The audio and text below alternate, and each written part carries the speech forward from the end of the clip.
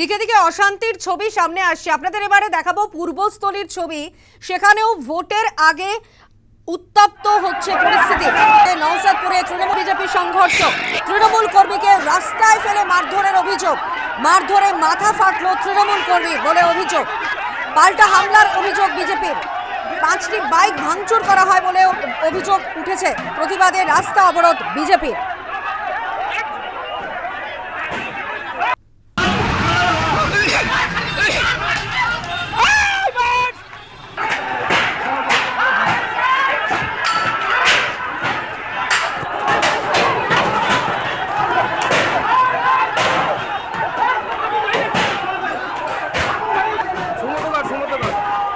হামলা, পাল্টা হামলার অভিযোগ উঠেছে। তৃণমূল কর্মীকে রাস্তায় ফেলে মারধরে মাথা ফাটলো তৃণমূল কর্মীর। পাল্টা হামলার অভিযোগ বিজেপির, 5টি বাইক ভাঙচুর করা হয় বলে অভিযোগ। প্রতিবাদে রাস্তা অবরোধ বিজেপির।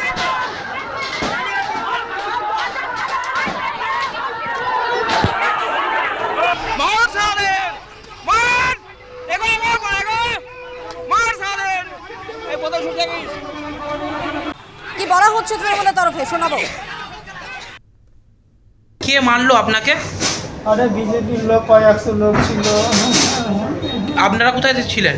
আমরা তৃণমূল পার্টি অফিসের সামনে ছিলাম। দিয়ে ওরা চড়া হয়ে হামলা করে, পাথর ছড়ে, পাথর দিয়ে মাথায় মারে, তারপরে রড ফট দিয়ে হামলা করে। কখন হয়েছে এটা? হয়েছে একটার পর পরই। মানে আপনি ওখানে পার্টি অফিসে, আপনারা কি তৃণমূল কর্মী? হ্যাঁ, আমরা কর্মী এসেছিলাম, ওই আমাদের ওই লোককে মেরেছিল তাই এসেছিলাম আমরা দেখতে। তাই আমাদের উপর চড়াও হয়ে মেরেছে, আমরা কোনো কিছু করিনি, আমরা এসেছি আর ওখানে মারা।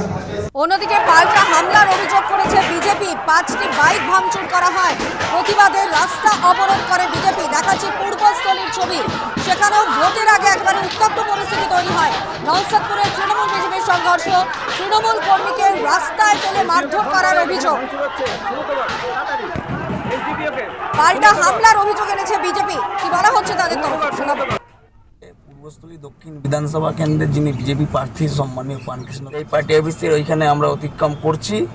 তখন তৃণমূলের ওখানকার যে মস্তান আছে অমিত মোদক, তার নেতৃত্বে ওই দিক থেকে 8-10 জন ছেলে নিয়ে তারা স্লোগান দিচ্ছে। এবার সেই মুহূর্তে আমাদের ছেলেরাও যাচ্ছে, আমাদের ছেলেরাও স্লোগান দিচ্ছে এবং আচমকা ওইখান থেকে ইডি বৃষ্টি শুরু করে। তখন আমি ছুটে গিয়ে থামানোর চেষ্টা করলাম। সেই সময় আমাকে পুরো একদম 2 হাত ডিফারেন্সের মধ্যে দিয়ে মারলো। পুরো মাথা এখানটায় দেখেন ফুলে গেছে, ঠিক আছে।